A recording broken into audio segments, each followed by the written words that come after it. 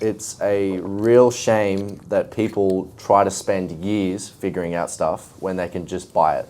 Like, why would I spend 10 years to figure out something that someone's already done and they can tell me in 60 minutes and I'll pay them $1,000 and they'll just tell me. In this episode of my podcast, Relentless Life on Your Terms, Season 3, I sit down with Riley Stewart, who just at 24 years age has become a millionaire. He's currently running 6 gyms and we talk about his new venture, DeFi Link. What an impressive young entrepreneur. Great episode, guys. Remember, if you like my podcast, like, subscribe and share. Thank you.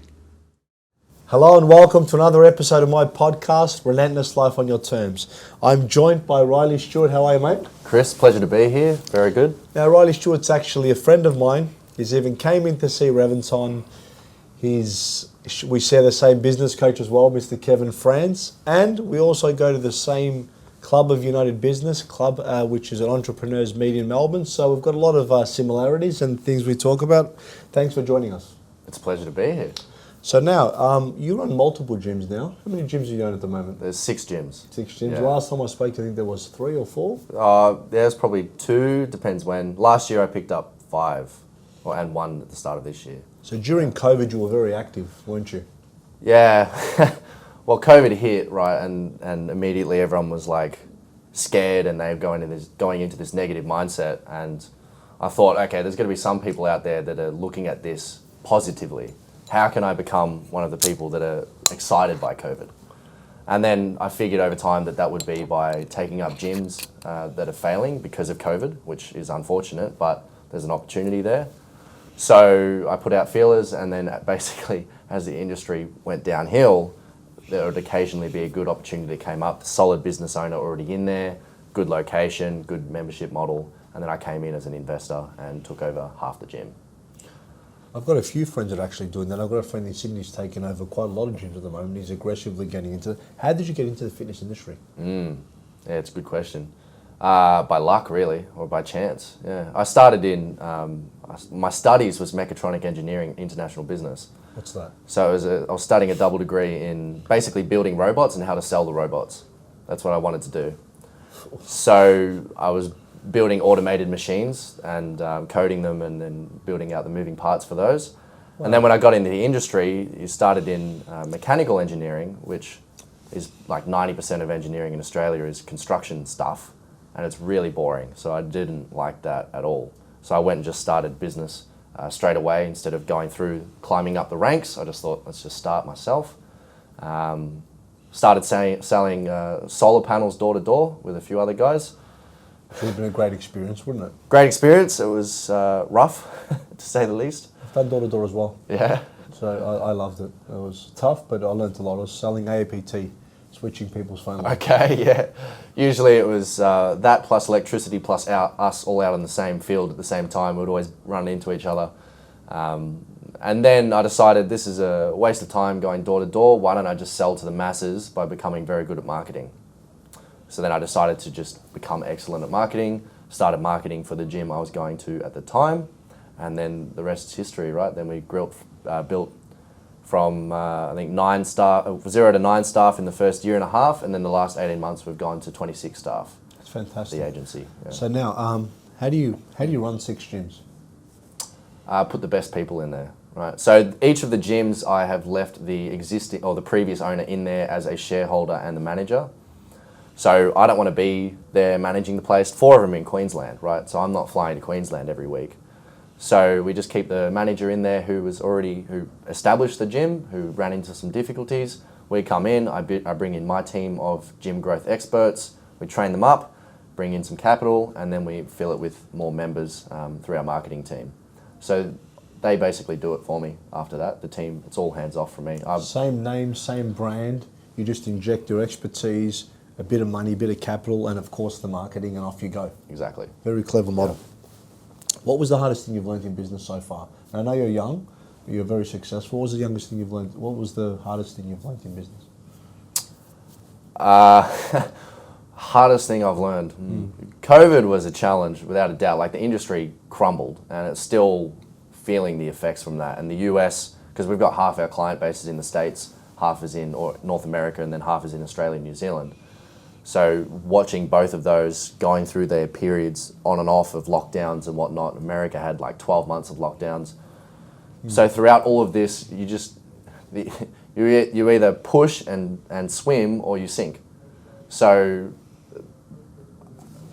I think there was a period around November last year, after not taking a weekend for 6 months, that I was looking at my hands shaking like this. I was trying to type some stuff and I'm like, I can't get any clarity. My hands are shaky. And I realized I needed to take a break. So the hard lesson there was to take regular breaks, take regular holidays. Just take some time off. Don't work for a period so you can get that relaxation phase. Like if you're doing bicep curls, it's not just about holding the bicep up here. You need to relax it too. And then you can get another rep in. So it's about getting the reps.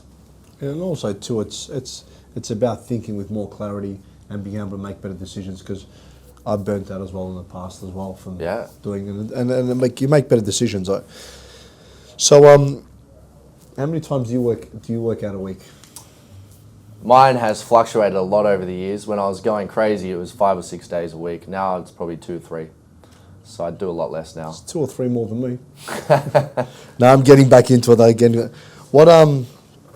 What's a great fitness tip, because you're in the industry, that you can share with our audience? Now you said relaxation, because I think that's one of the most important things you can do. Is rest your mind, body and soul. It's so important. But what's a good fitness tip? So there's a new piece of technology called a Vitruvian form, Vitruvian, Vitruvian. Vitruvian form. Like the Vitruvian Man, which was Leonardo da Vinci. He created this. This piece of technology is what I work out on. It takes me 15 minutes at a time, and it gives you a full body sweat and your heart's elevated, and I feel like I'm going to throw up, which, you've had a good workout then. But basically it's a plug for them. So a robotically controlled resistance machine automatically measures your strength output at that time, and it matches it. So it's fighting you at your maximum ability at all times, which means that one set is like I've done 5 sets. Are you serious? I've never heard of this before. So yeah, so it tears your muscles very quickly. What is it?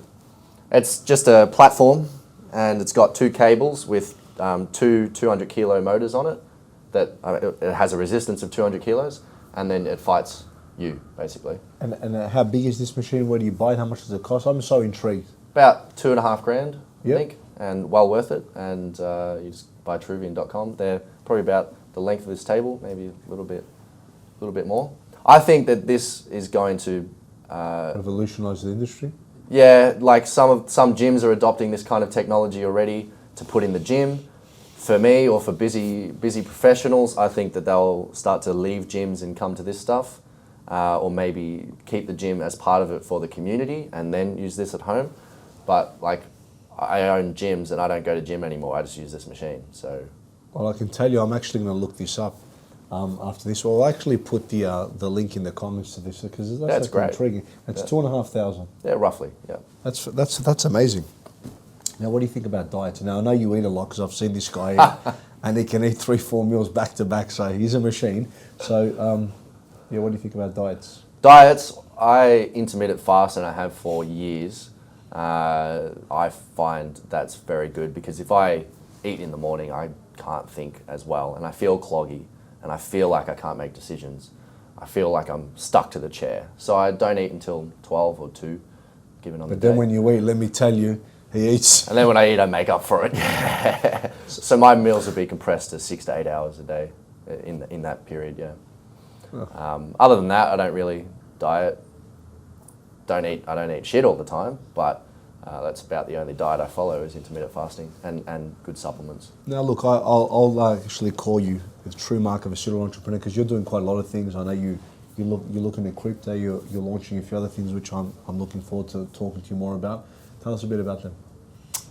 So current project at the moment is DeFi Link, Decentralized Finance Link. DeFi is a sector of the crypto space. So crypto being Bitcoin, Ethereum, all of these tokens is crypto. About 7% of the crypto holders know about DeFi. And DeFi is instead of using a bank, you would go to an algorithm which instead of being a middleman, there's an algorithm which connects people with money to people that want money. And it takes a very fractional margin in the middle for allowing that transaction Like between an people. introduction, so to speak. Yeah, but through the algorithm, you don't ever know who that person is, but it's a pool of investors. Like the bank might go and get capital, and they'll give you 0.5% interest for your term deposit, and then they loan that out for 5 or 10% interest. So they're taking a 10% middleman spread. The algorithm might take a 0.2% middleman spread, and it just connects those two pools together for loaners and lenders. You don't know who it is either. You don't know who it is. Could be some guy in China, someone in Russia. Doesn't matter. It's connecting all of them. So Wow. DeFi is it's going to make a lot of banks lose a lot of money, and a lot of financial institutions lose a lot of money, but that will come to the DeFi space. So it's very interesting comparing that to the fitness industry, because you have to. I was saying to one of our coaches today, I have to bang people over the head to get them into the gym.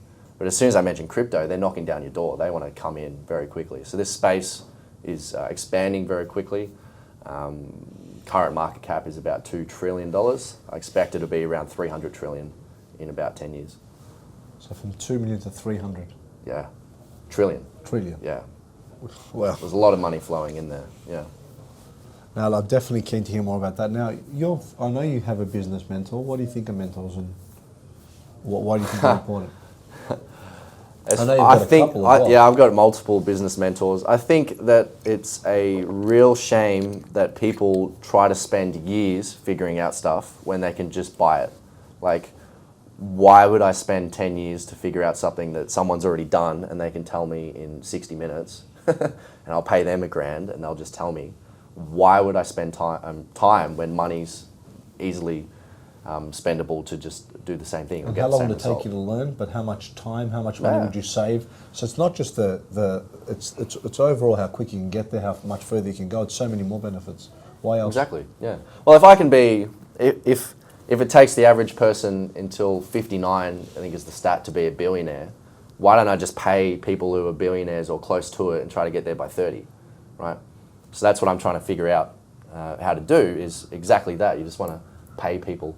And it's great to have mentors around you throughout the whole time. Like through COVID, if I didn't have my coaches, I would have probably made a lot of poorer decisions.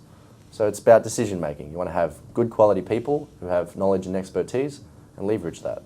And I personally know a lot of the people that you speak to as well, and you do deal with high level people. How do you go about finding those people? Because a lot of people say they're knowledgeable, say they're gurus, say they can help you.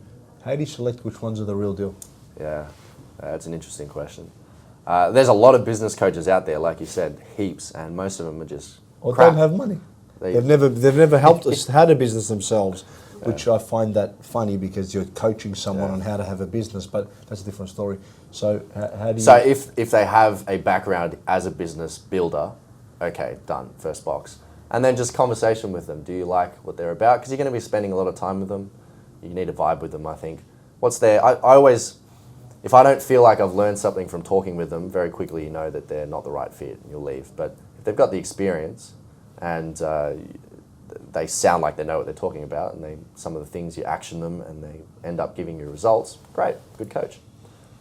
And nothing venture, nothing gain. So speaking to the right people is so important. And I think what you said, synergy is important too, because you are spending time with them. You want to have the same values, the same core ethics as well, because you want to, a lot of times you speak to a mentor and you want to emulate part of their success or part of their results. You want to make sure that they're going to do it in a manner that you say, yeah, I'm proud that I did it in that way. I think that's important.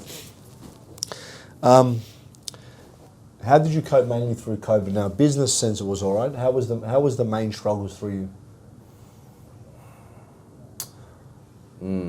What do you mean, how was the main struggles? All of the main struggles. Business was one thing. Business is one thing for sure. Keeping fit, this was before the Vitruvian came, because it took 6 months for them to make it and ship it to me. It's So a they very actually new make product. these products. Yeah, So when you order it, there's a 6 month backlog.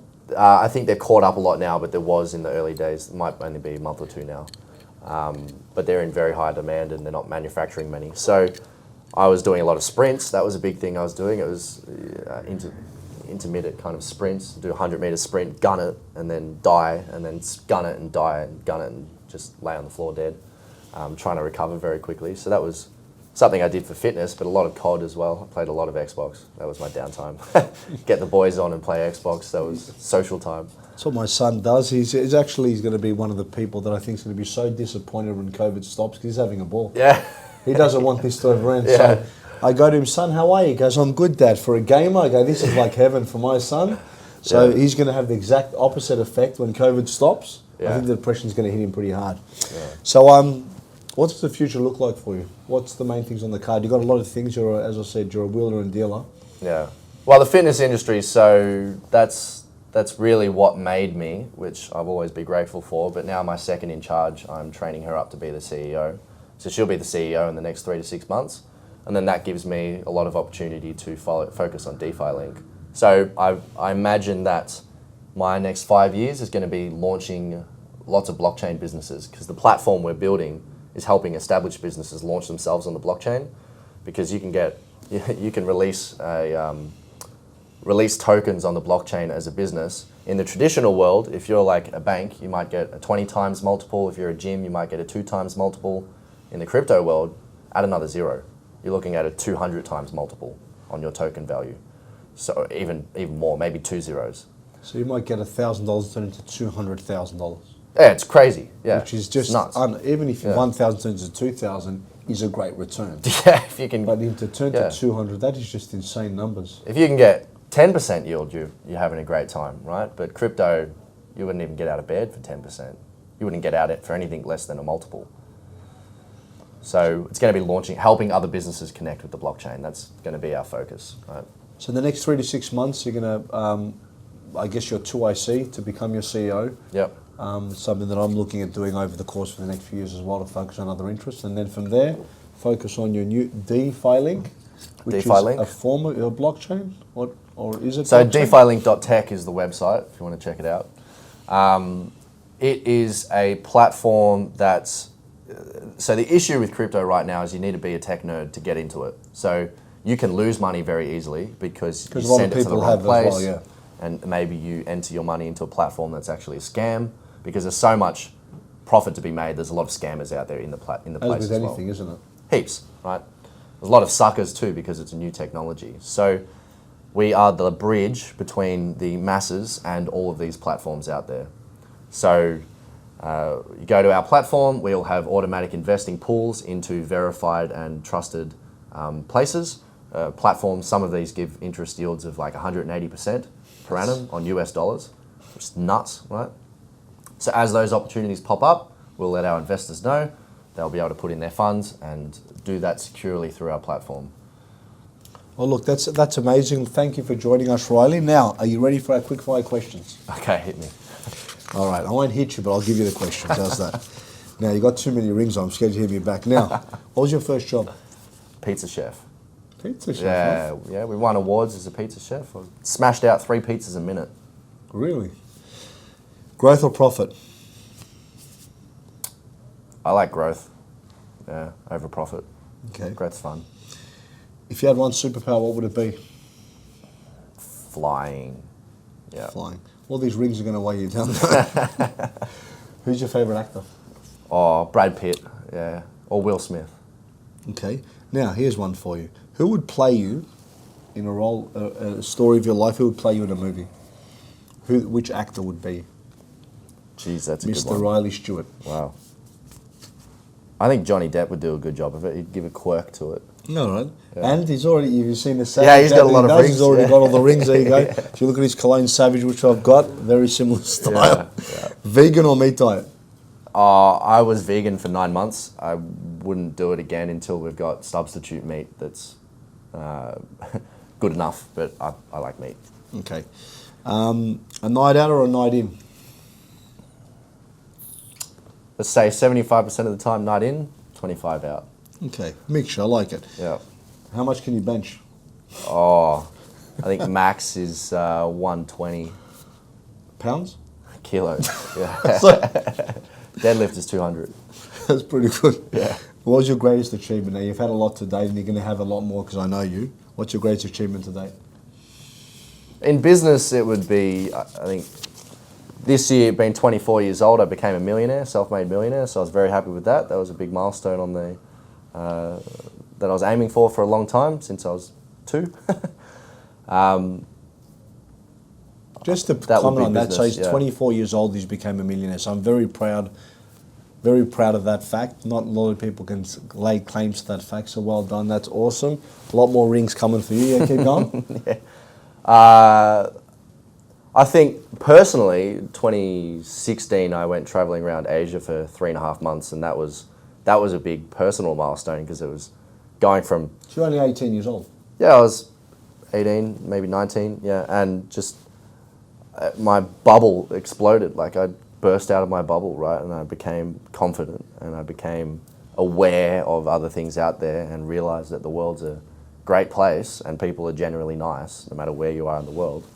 And it expanded my horizons a lot. So backpacking solo across Asia was one of the best experiences I've ever had. Definitely a pivotal moment. That's awesome because you grow a lot as a person. Yeah. Now, you've shared a lot of great tips for our audience. Give me 2-3 key takeaways that you want our audience to take from this podcast. Take breaks. Okay, you need to have actual holidays where you're not on holiday looking at your phone and thinking about work. So tech-free. Like, yeah, not necessarily tech-free, but just not business. Okay. Okay? Do not work. If you're not at work, enjoy the shit out of not being at work. Don't kind of be at work when you're not at work.